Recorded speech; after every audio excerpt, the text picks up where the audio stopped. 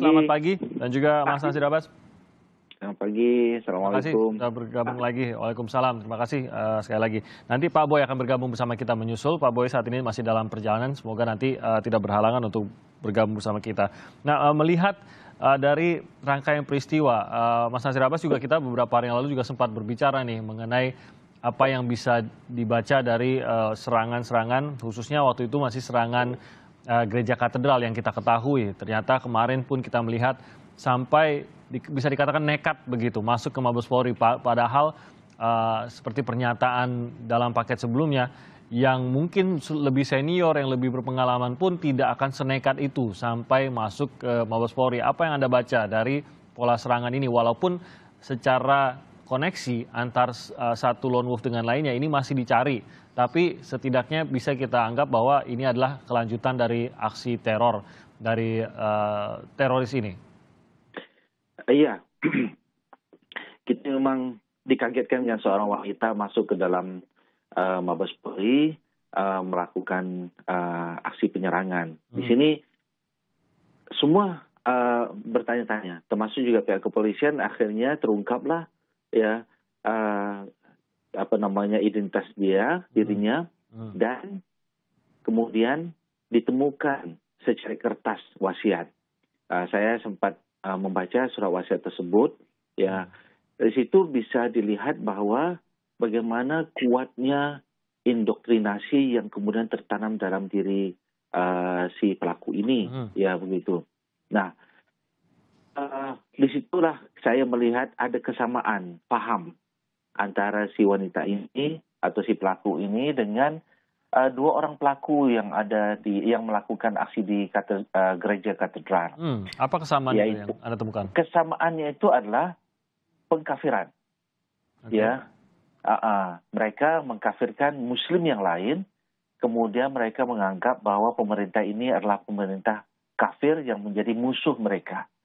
Ya, ini bukan disebut sebagai ajaran agama Islam, tetapi ini yang diyakini mereka menyimpang.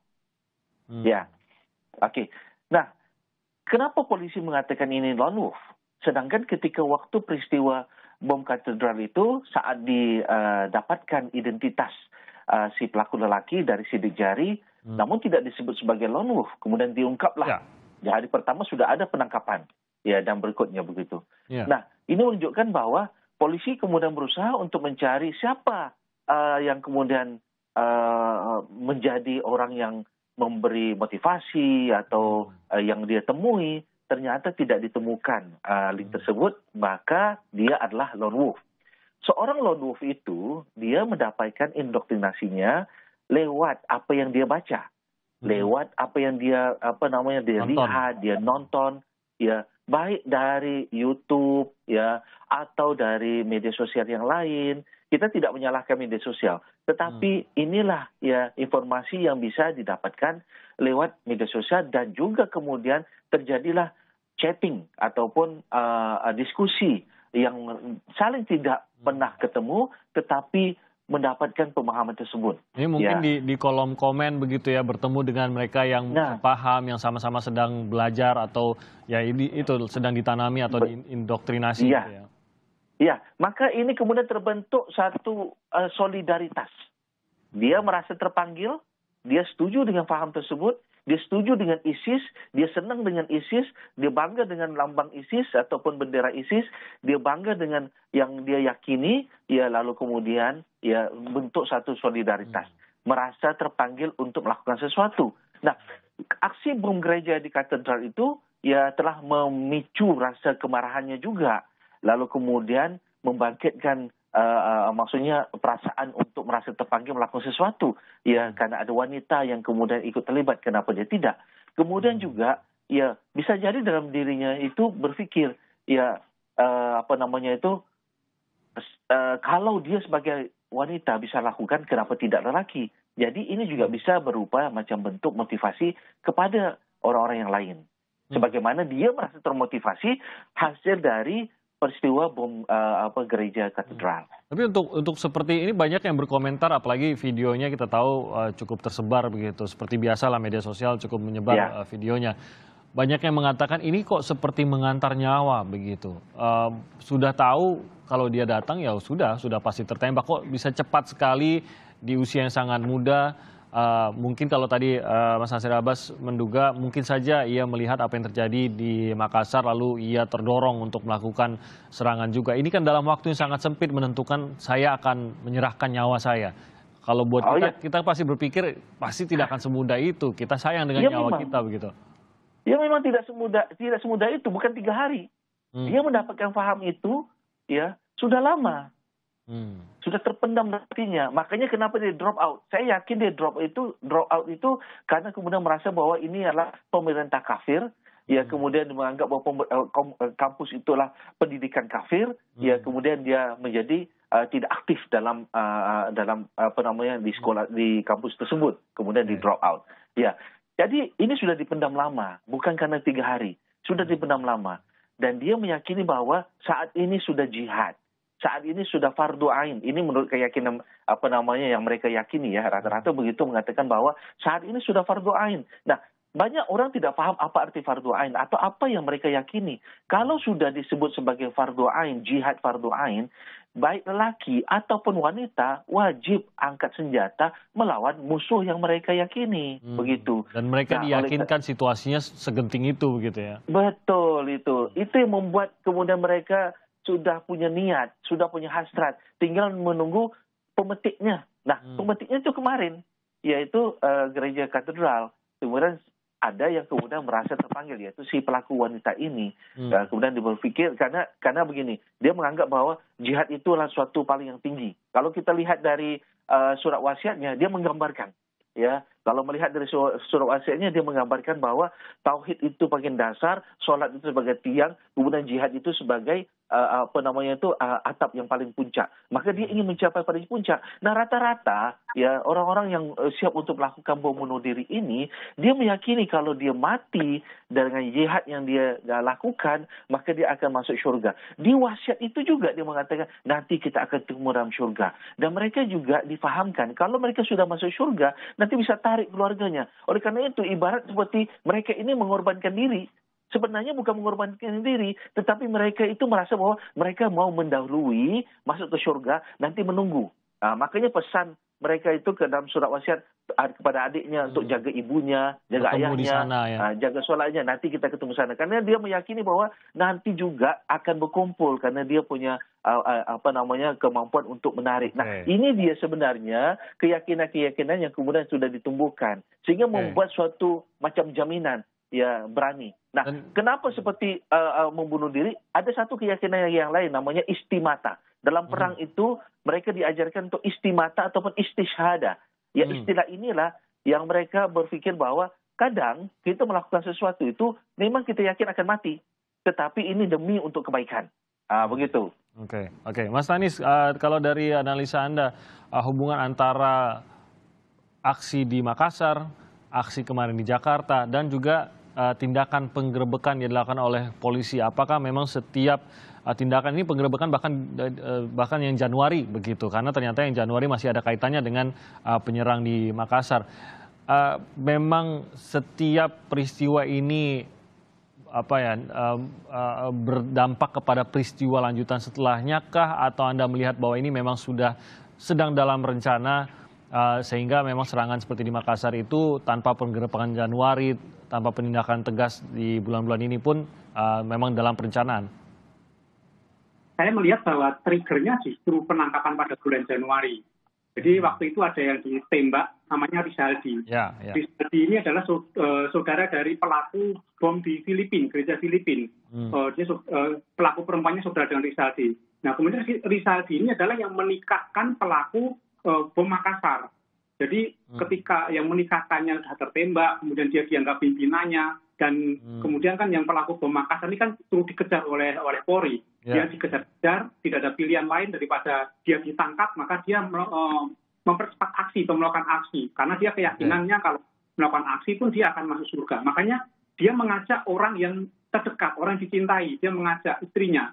Nah, saya melihat yang peristiwa Makassar ini menjadi trigger bagi pelaku yang kemarin. Karena apa? Ada kemiripan dari suratnya. Sangat mirip. Apa polanya kah atau apa yang dilihat sama? Ya, dari konten yang tadi dijelaskan Pak Nasir tadi memang sangat mirip. Saya membandingkan keduanya sangat mirip, menyebut pemerintah togut, kafir, masalah riba itu disebut sama persis. Dan ini cukup berbahaya dan ini saya melihat sebenarnya sejak tahun 2012 ISIS itu sudah masuk ke Indonesia paham-pahamnya. Dan pada tahun 2013 para analis sudah ramai itu mengatakan bahwa ini berbahaya. Dan pemerintah melarang secara resmi pada tahun 2014. Tetapi sudah banyak yang berbahaya kepada ISIS waktu itu. Bahkan tahun 2015 itu di Makassar banyak yang berbahaya, termasuk yang kemarin ditangkap-tangkapin itu yang berbahaya pada tahun 2015. Dan ISIS itu cukup lihai dalam propaganda. Mereka melakukan propaganda lewat media sosial, lewat internet dengan sangat cepat. Mereka membagikan konten, bahkan konten-konten untuk tutorial cara melakukan aksi teror, membuat bom itu disediakan dengan sangat mudah. Dan anak-anak muda tertarik dengan konten-konten itu, dia melihat dia seperti itu dan mereka terpapar dan mereka terinspirasi. Saya mewawancari beberapa pelaku teror remaja, saya tanya, dari mana dia tertarik dan melakukan seperti itu. Ternyata dia melihat dari internet. Dia memberikan komen, memberikan respon, lalu mereka direspon oleh pihak yang tidak tahu dari mana, lalu mereka diajak join di Telegram, lalu disitulah diajari. Jadi ini sangat berbahaya karena pelaku lone wolf seperti ini yang tidak terafiliasi dengan organisasi seperti Jasim, dia merencanakan sendiri, berpikir sendiri, bertindak sendiri sehingga tidak terpantau. Dan inilah yang menjadi tren ke depan akan sangat berbahaya. Tapi terbayang kalau memang tidak dilakukan penindakan cepat, salah satunya yang dilakukan oleh kepolisian pada Januari, ini kan yang ditangkap juga cukup banyak begitu. Terbayang serangan seperti apa yang sedang direncanakan oleh mereka, pasti dalam skala yang lebih besar lagi begitu, Mas Tanis? Ya, terbukti kan pada di Jakarta, entah ada hubungan tidak atau ada hubungan atau tidak ya, tapi ini kan kelompok, satu ideologi JAD yang kebetulan dia berafiliasi dengan ISIS. Ditemukan barang bukti bom yang siap meledak. Ini seandainya tidak ada penangkapan secara cepat, ini akan menjadi trigger lalu akan melakukan aksi yang dampaknya bisa kita lihat kalau ada 100 bom siap pakai di kota-kota di Indonesia.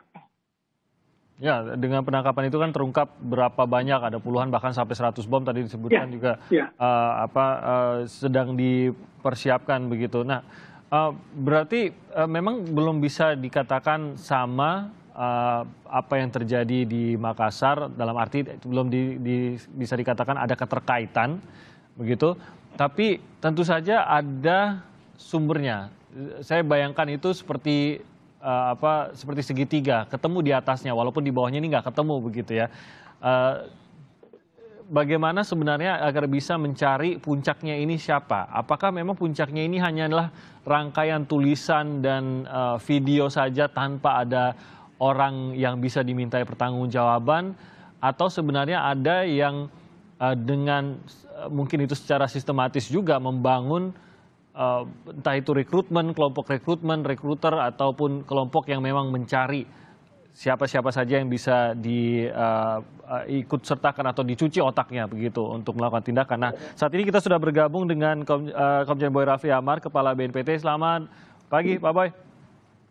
Selamat pagi, Mas Timothy. Dengan Timothy di sini, Pak Boy. Terima kasih sudah bergabung bersama kami. Kita tahu Pak Boy juga baru mendarat ini. Jadi terima kasih Pak Boy menyempatkan. Pak Boy, tadi kita berbicara, saya ada Mas Nasir Abbas juga bergabung bersama kita di sini dan juga Mas Stanislaus Riantan yang juga tadi sudah memberikan komentarnya.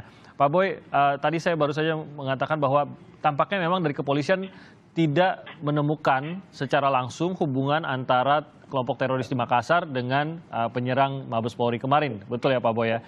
Tapi dari kedua narasumber tadi kita, Pak Nasir Abbas dan juga Mas Tanis, mengungkapkan dari surat setidaknya, ini seperti sama begitu. Poin-poinnya mirip sekali, polanya juga sama Pak Boy. Apa yang bisa dibaca dari paling tidak pesan terakhir mereka Pak Boy?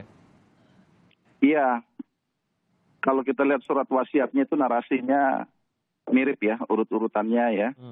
Jadi minta maaf kepada orang tuanya, berpesan kepada orang tua agar rajin untuk ibadah. Jadi dugaan saya, dia mempelajari surat wasiat yang beredar di media sosial milik dari Lukman. Itu yang pertama ya. Yang kedua, walaupun mereka mungkin tidak pernah ketemu, tetapi mereka memiliki kesamaan pemahaman ideologi. Ini adalah ideologi terorisme, ideologi yang mengedepankan kekerasan, intoleransi, punya cita-cita mati syahid. Jadi mati syahidnya itu dengan cara bunuh diri seperti ini, menantang maut. Artinya ini adalah terjadinya penyebaran virus radikal intoleransi yang tentu bisa masuk kepada setiap individu, warga negara yang saya yakin melalui media sosial. Jadi kondisi seperti inilah yang ke depan kita harus waspadai karena virus radikal intoleran ini telah masuk dalam kehidupan masyarakat, terutama saya lihat dominan melalui saluran media sosial. Kira-kira begitu, Timothy. Setelah serangan di Makassar kemarin, Pak Boy, memang yang dikhawatirkan adalah ada yang terpancing untuk melakukan serangan. Mungkin saja, apalagi kalau tadi Pak Boy mengatakan tampaknya bahkan surat dari ZA yang ditulis di Jakarta ini jangan-jangan justru mengikuti surat dari teroris yang di Makassar, karena ini juga kan suratnya tersebar luas di media sosial gitu. Nah, bagaimana dari hubungan antara keduanya ataupun rangkaian peristiwa antara Makassar lalu ada yang di Jakarta juga, ini mempengaruhi penindakan yang akan dilakukan oleh BNPT? Apakah justru ini dengan keluarnya teroris di Makassar dan Jakarta ini akan membantu justru Pak Boy untuk pengungkapan siapa sebenarnya jaringannya dan siapa sebenarnya yang menggerakkan ini? Ini pengaruh dari propaganda dua jaringan teroris global yang sudah lama dan juga telah ditetapkan sebagai organisasi terlarang di dunia melalui resolusi PBB, yaitu Al-Qaeda dan ISIS. Jadi propaganda dua organisasi ini yang anti demokrasi, anti konstitusi negara-negara dimanapun berada, mereka ingin berjuang untuk dengan cara mereka. Jadi cara mereka adalah membangun solidaritas dengan meyakinkan ideologi terorisme yang mereka usung itu adalah sebuah kebenaran dan cara untuk menjalankan kehidupan yang benar dan memiliki nilai jihad dan bisa berpeluang menjadi mati syahid. Jadi ini terus terpropagandakan dan diterima di kalangan generasi muda di dunia, bukan hanya di kita saja. Mereka yang telah terkena propaganda ini, ada yang sudah berangkat ke Syria, jumlahnya itu yang datang ke Syria dari seluruh dunia tidak tanggung-tanggung, 40.000 sampai 50.000. Di Indonesia sendiri yang telah berangkat itu di kisaran 1.200-an yang berangkat ke Syria. Dan sudah ada yang pulang ke sini juga ya, Pak? Seruan mereka di sana adalah jika tidak bisa berangkat untuk melakukan apa yang mereka lakukan di sana di dalam negeri masing-masing. Ini korban propaganda jaringan teroris global. Demikian. Oke.